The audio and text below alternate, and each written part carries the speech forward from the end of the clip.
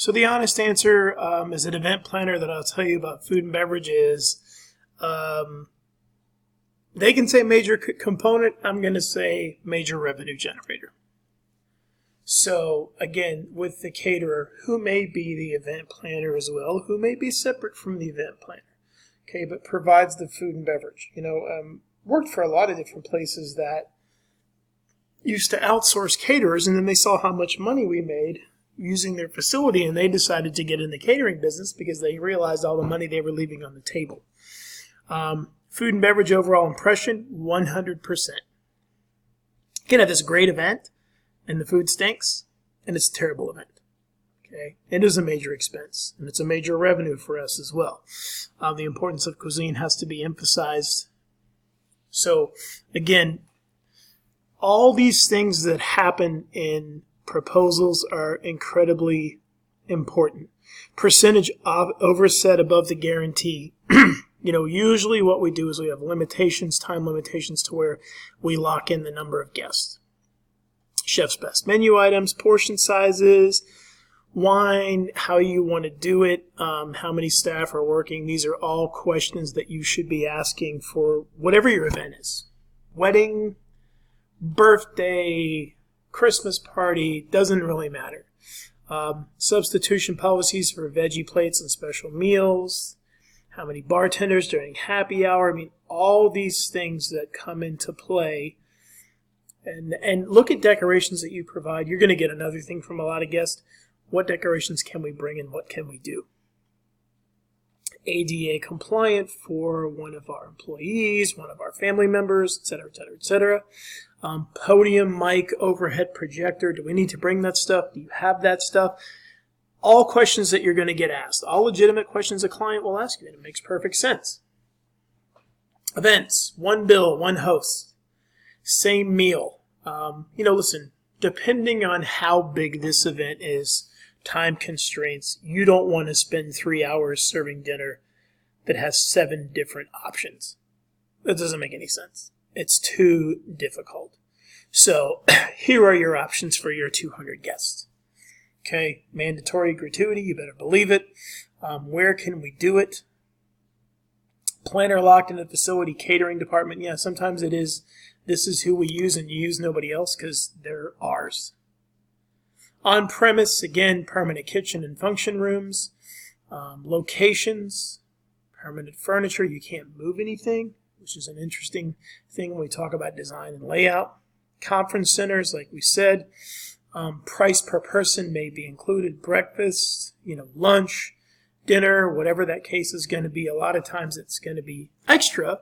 But then you say, you say, well, we don't have to worry about, everybody trying to find a place to eat. It's already taken care of. We got your breakfast, we got your lunch. Sometimes dinner on your own, whatever the case may be, depends on the event that you want to do. Convention centers and stadium concession stands, okay? And it says generally contracted out. Yeah, so for an example, I would tell you would maybe be like the suites of an arena. So maybe when you're getting your hot dog and your beer and stuff down in the lower levels, it's contracted out. And maybe when you get to the top in the suites, it might be a specific event team for the VIP room. It can also be contracted out as well, but it might be a little bit different. So it depends. And using the special event catering for the same thing. Off-premise, which is a lot of my business, when we first started off, all we did was off-premise.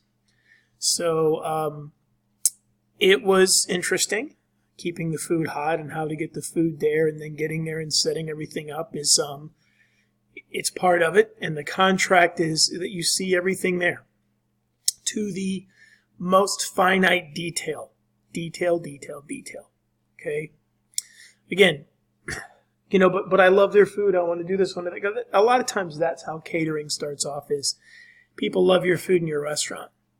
Man, I'd love to have you guys make your sliders for my daughter's birthday party or my son's engagement or this, bachelor party. Sure, we can do that. Hopefully you can. That's a lot of times how it gets started. Types of events. You heard me talk in one of the other chapters about weather. This wedding is going to be beautiful and it's going to look over the ocean until it starts to rain. What happens? You talk about, you see these celebrity weddings all the time on, social media and news outlets and stuff, and it's like, yeah, it's a private wedding and we're busing all the guests in. How much does that cost? Okay, or there's just no parking at the facility, so we have to pay these, really fancy Mercedes vans to take people to the location. Not to say that doesn't happen, but what happens? What do you want to have your guest have? Okay, so, and that just really depends, and we're not going to go into like excruciating detail about all the items that could be offered, but what do you want them to have? What do you want them to have on refreshment breaks? Do you want them to have brunch? I've gone to a meeting before, you had brunch with alcohol. It's a different type of meeting after lunch than it was before lunch. I think everybody was a little bit happier, but then they're also like, when is this going to be over? Box lunches, full service, receptions. I mean, anything that you can think of can be done if you can do it. Client's going to want you to do it. Go back again for the 50th time. It's okay to say you can't do something. What's the advantage of a buffet? The advantage of a buffet is serving a large amount of people in a short amount of time, right? And less servers. And it probably brings your cost down a little bit. Can also make it go up depending on what it is. So you look at all these different things. Action stations are very, very popular, where instead of having just this one line, you'll have little areas set up for carving and pasta or omelets or whatever it's going to be. Family style and English service, you'll see definitions of those. It just depends on how you want to do the event and discuss it with the client. Everybody's different, right? So when you look at all of these, and I'll let you look these up, the fancier it sounds, the more expensive it's going to be, and the more people we're going to have to hire to work it. And again, if you don't know how to do Russian service, don't tell people that you do. Oh, Russian, sure, that's not a problem. We'll take care of that. What is it? Well, crap, I gotta go look it up. Not good. Pardon me. Types of menus that you're looking for, you meet with the guest and you talk about it. Hey, some of our guests are Middle Eastern and they like this, that, whatever. Okay, our chef knows a lot about that food. And actually, that's why I had our chef sit in this first meeting with us, because we want to know exactly what you're talking about. Some guests will ask for tastings, okay, of this stuff before the event. It's part of the process, okay? Not serving 50 people or anything like that. May make a couple dishes. New, unusual ingredients, safe foods, all this good stuff. Presentations. Again, larger groups. We want it to be creative, but not so fancy and creative that it's going to take 6 hours to serve 200 people, because you're going to have a bunch of really hungry, mad people. Know the history of the group, know the demographics of the group. I can't stress enough the demographics of the group. A bunch of doctors, a bunch of college students, young couple getting married, 60th wedding anniversary, as an example. You know what I mean? So kind of look at your audience. We've talked about that before. Purpose of the function. Guests eat more during the first hour of the reception, right? 7 hors d'oeuvres the first hour. These are things that you're going to tell the client. I always joke around about shrimp. If you don't have somebody monitoring shrimp, someone's going to have 5,000 shrimp on their plate, and a bunch of people are going to be really pissed off they didn't get any. Know the ingredients. I don't want a server to go, yeah, I think so. Hey, is there any, gluten in this? Probably not. Not good. Okay, so they need to understand that if guests ask. Okay, the three types of vegetarians, the basic ones that are there, can and cannot. Preparation methods.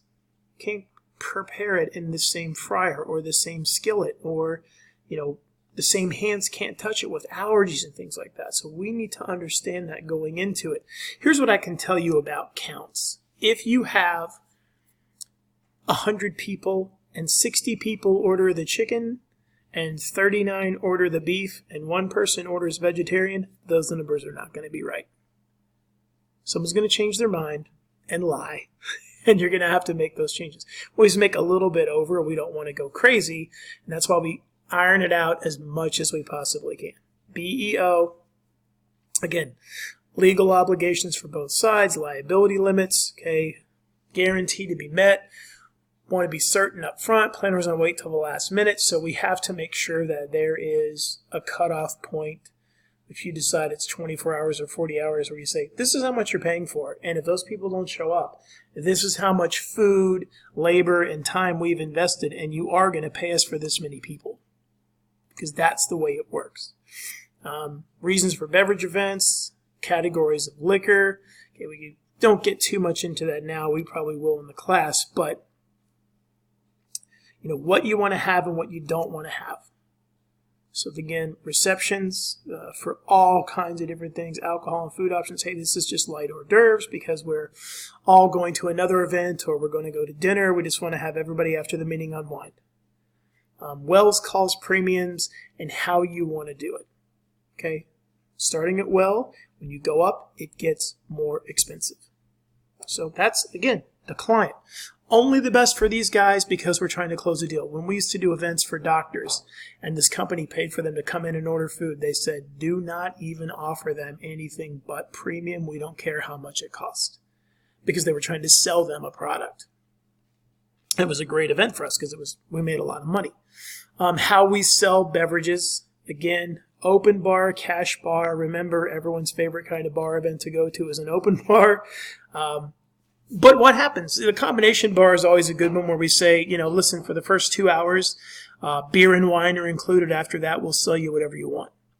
And we need drink tickets. So someone doesn't go, give me 17 beers right now, then I'll just make them last over 2 hours. Not a good idea, speaking of liability. Extra charges for bartenders, bar backs, cocktail servers, cashiers, all this good stuff. Security, like we talked to. Corkage fees, I don't really recommend this for an event unless, you know, we're doing a wedding and the father of the bride bought 5 cases of this wine that has sentimental value to the bride and the groom. And we want everyone to enjoy this vintage wine that is from, you know, the winery where they met and got engaged. Fine, let's charge a corkage fee. The corkage fee is just that. For me to open this bottle and serve it, you're going to pay me money because you're not paying me money for the wine itself, so give me the money for the bottles. You can do that. Just be very careful. Hospitality suites, again, whatever it is that you can use that suite for, you'll do it. And you don't want to have your competitors next to each other. No, that's not good. You know, always look at like suites in athletic venues and how they change month to month. The company may own it, but there's going to be different people in it all the time. Room setup, critically important. Flow of service, F&B, mood of guest, all those things go into layout. As much as you can have floor plans, go over it with the guest ad nauseum. I used to have guest initial floor plans for me so that when they came in and said, why is the dance floor over here? And I went, here's your initials where I told you it was going to be. Eliminate surprises as best you can. And they're still going to happen, but as best you can. Everything through the BEO, room layout software programs like we talked about. Centerpieces, if people want to do their own, let them know how much stuff is going on the table before they set up their centerpieces because of glassware and everything else. But people like to use little decorations. Can I put them on the plate? So that's up to you on what it's going to be, right? I prefer minimalistic personally, but that's because I'm on one side of the equation, but there's also such a thing as overkill where there's just too much stuff. So you look at the service requirements. This can fluctuate depending on the menu, so I don't want you to get too hung up in that. But the times are good. You know, and cocktail server, honestly, it depends on how good they are, if they're new or not, if it's something that they do normally. Those courses are important to remember and go over with a client to make sure that they understand the time constraints. Green products, again, bold flavors, fresh specialty foods, yes. Simple presentations, food trucks are huge now. Well-known brands and classic dishes are new again. All these things are true, and they're not the only things that are true. But and by the time that you hear this, there's going to be another new trend out there that we haven't thought of before. But again, anything and everything, the client will let you know.